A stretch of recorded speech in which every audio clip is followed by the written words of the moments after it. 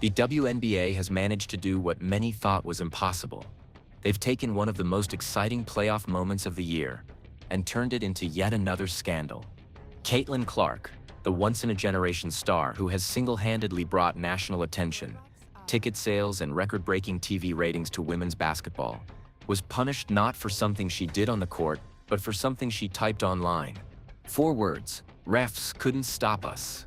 That's all it took for the league to slap her with a $200 fine, and in that one decision, the WNBA revealed everything wrong with its leadership, its priorities, and its willingness to muzzle the very players carrying the game forward. This wasn't just a petty punishment. It was the league exposing its own biggest scandal. Indiana had just pulled off the upset of the season, stunning the Las Vegas Aces in Game 1 of the semifinals. Clark wasn't even on the floor. She's been sidelined since July with a groin injury, but she was fully locked in from the bench. Like any competitor, she wanted to celebrate her team's grit and resilience. She commented twice under a Fever post, "Elite bench mob and refs couldn't stop us." That was it. No rant, no profanity, no finger-pointing at individual officials. Just a cheeky nod to the fact that Indiana had survived both the defending champs and the constant whistle pressure that fans had been complaining about all year. But instead of laughing along or embracing the moment, the WNBA decided this was punishable.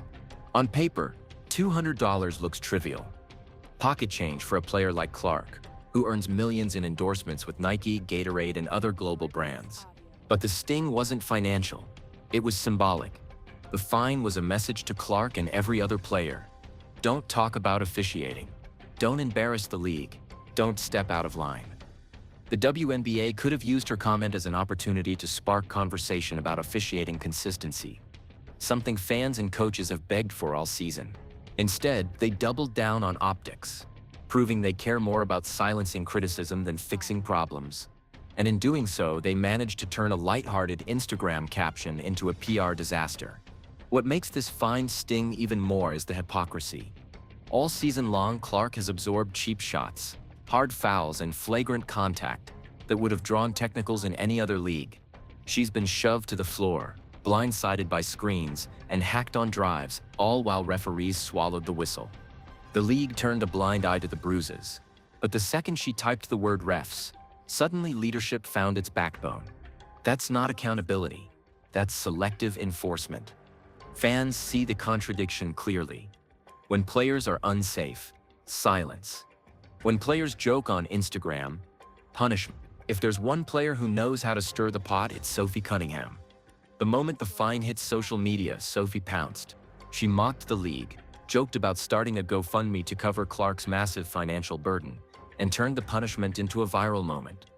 In trying to discipline Clark, the WNBA ended up giving Sophie and fans endless ammunition to ridicule them. Once your own athletes start laughing at your rules instead of respecting them, you don't look like a strong league. You look like a fragile one. The very authority the league was trying to flex turned into a punchline. Here's the part that hurts most. This was supposed to be the WNBA's golden storyline. The Indiana Fever, undermanned and underestimated, had just beaten the back-to-back champs on their home floor. It was the kind of underdog triumph leagues dream about. A chance to hook casual fans, build excitement, and showcase the depth of talent across rosters. Instead of seizing the opportunity, the league sabotaged itself by burying the joy under a $200 fine. Sports thrive on narrative. The Fever gave them one, and leadership stomped all over it. At the exact moment Caitlin Clark was being fined for 4 harmless words, A'ja Wilson was being celebrated for winning her 4th MVP trophy. Now, there's nothing wrong with honoring Wilson. She's an incredible player. But the contrast was glaring. One star is showered in praise, the other punished for a caption. Instead, the league created a divide. One player is positioned as the face of the WNBA, while the other is treated as a problem to be managed. It's not balance, it's bias. And this isn't just about Clark. Coaches and players across the league have been outspoken about officiating all season long. Stephanie White has openly criticized inconsistent whistles. Becky Hammon, coach of the very Aces Clark was joking about, admitted the officiating quality is embarrassing. When opponents, insiders, and legends are all echoing the same concerns, you'd think the league would listen. Instead, their response is predictable. Punish the critics, protect the refs, and hope fans move on. It's a cycle that erodes trust, not builds it. What makes Clark stand out is how she handled it. Instead of lashing out or making the fine bigger than it was, she leaned into humor. She posted a screenshot of her offense on Twitter, wrote, "Got fined $200 for this. LOL," and added laughing emojis. She even promised that the Fever bench would be louder in the next game. That's leadership. That's how you turn punishment into motivation. Clark made the fine look silly, not serious, and showed her teammates and fans that she refuses to be silenced. The fine may have been small in dollars, but the true cost was momentum. Sports live and die on storylines, and the Fever had just handed the WNBA a golden one. They were the scrappy underdogs rewriting playoff history. But instead of riding that wave, the league built a wall. Fans should have been talking about Kelsey Mitchell's scoring explosion, Lexi Hull's steals, and Aaliyah Boston's dominance. Instead, the conversation turned into another debate about poor leadership. The WNBA robbed itself of good publicity because it couldn't resist flexing its control. The real scandal isn't the fine, it's the officiating crisis Clark was joking about. The physicality has spiraled out of control. Whistles are inconsistent. Games are being decided by blown calls or swallowed whistles. Coaches, players, and fans are all exhausted by the lack of clarity. And yet, instead of investing resources into training, transparency, or accountability for referees, the league spends its energy combing through Instagram captions.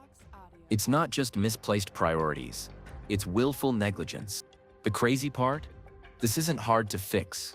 Publish officiating reports like the NBA does. Provide clear points of emphasis before each playoff round. Train referees with modern tools and hold them accountable for mistakes. Show players and fans that the league cares about consistency and fairness. These are simple steps that would rebuild trust overnight. Instead, the league clings to outdated authority, treating criticism as rebellion rather than feedback. And that's why moments like Clark's fine hit harder than they should. They expose a league that refuses to evolve. Fans aren't asking for perfection. They're asking for consistency, clarity, and a league that celebrates joy rather than punishes it. They want to see stars shine, rivalries grow, and benches erupt without fear of fines. They want the product to be about basketball, not bureaucracy. When Caitlin Clark jokes that refs couldn't stop us, she's not damaging the league. She's voicing the same frustration every fan feels. And when the league finds her, it doesn't silence the message, it amplifies it. Caitlin Clark didn't harm the WNBA with her comment. She exposed the truth. Officiating is a problem, leadership is insecure, and priorities are misplaced. By fining her, the league only confirmed everything she implied. This isn't about $200, it's about what kind of league the WNBA wants to be. Does it want to grow by empowering its stars and fixing its flaws? Or does it want to shrink by controlling narratives and silencing criticism? Right now, it's choosing the latter, and it's a mistake that could cost them the momentum Clark has single-handedly created. Because if there's one thing this entire controversy proves, it's that Caitlin Clark isn't just a player. She's the voice of a movement, and movements don't get silenced by fines. They get louder. If you think the WNBA is targeting Caitlin Clark, drop free CC in the comments right now. And if you're riding with the Fever all the way, type big Fever energy below so the league knows the fans aren't backing down. Don't forget to like, subscribe, and hit that notification bell because this story is far from over.